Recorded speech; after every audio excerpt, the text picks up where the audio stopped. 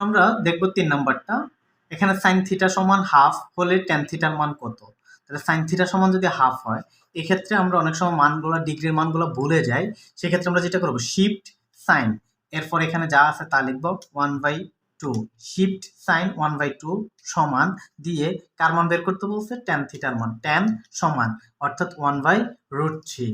এখানে আমরা 1/√3 প্রথম আনসারটাই পেয়ে গেছি, যেটা আসবে।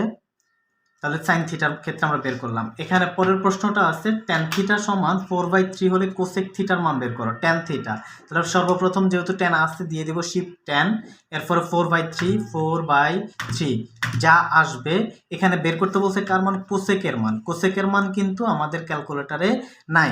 কোসেক হচ্ছে সাইনের বিপরীত, তাহলে আমরা এখানে সাইনের মানটা বের করব। সমান সাইন, সাইন দিয়ে সমান দেব 4/4 মানে 4/5 আসছে। এখানে কোসেকের মান আসে নাই, সাইনের মান আসছে, তাহলে সাইন হচ্ছে কোসেকের বিপরীত।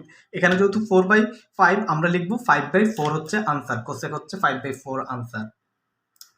এরপরের প্রশ্নটা সাইন থিটা, তাহলে এখানে সাইন আছে শিফট সাইন ইকুয়ালস টু √3/2, তাহলে √3 আমরা 2 দিই, উঠাইলাম, এখানে সমান দিলাম, যা মানটা আসবে সমান সমান ট্যান থিটা। ট্যান দিলে চলে আসবে √3, আনসার হচ্ছে √3। ধন্যবাদ সকলকে, আসসালামু আলাইকুম।